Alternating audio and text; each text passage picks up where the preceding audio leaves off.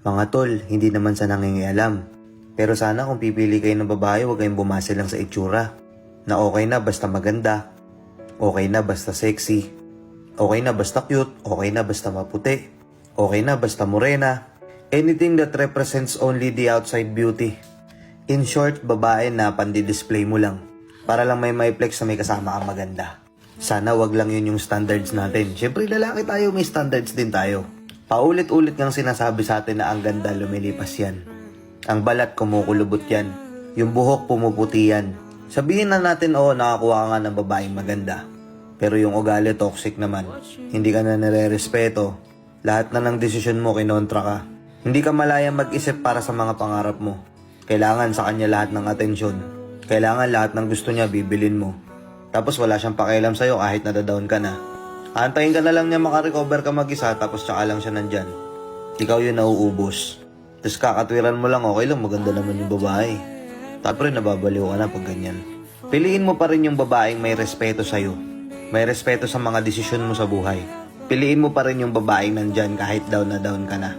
Yung tipong pakiramdam mo wala ka ng kakampi pero siya nandyan pa rin sa'yo. Yung kahit itaboy mo na siya na hindi na okay na, kaya ko na mag-isa. Andyan pa rin siya para sa'yo. Pipilit niya yung sarili niya para sa'yo. Babae nga asikasuhin ka. Yung tipong pag nagkaroon na kayo ng pamilyang dalawa, priority niya kayong dalawa. Yung tipong pag uwi mo galing trabaho, may pagkain na. Bago ka pa pumasok, bago ka pa gumising sa umaga, yung almusal naka-ready na. Yung uniforme mo na gagamitin mo pagpasok sa trabaho na laban na. Ready siyang gawin ng lahat para sa'yo, makapag-focus ka lang mag-grow para sa pamilya nyo. Kasi yung ganda, wala, lumilipas din naman yan eh. Ang hindi nawawala yung ugali niya, yung personality niya.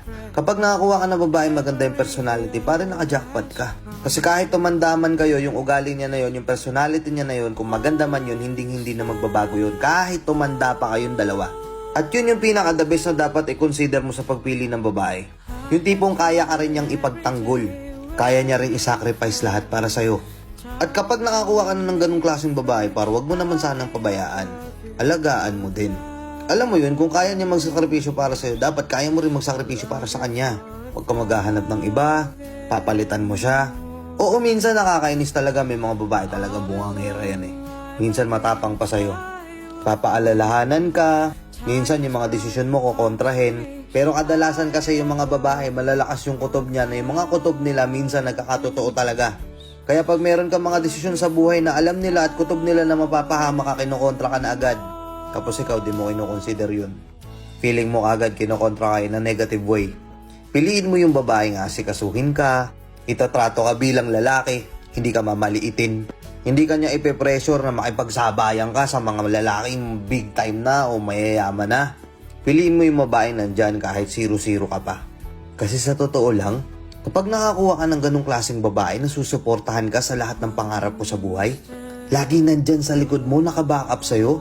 Pre, yan yung cheat code para gumanda yung buhay mo.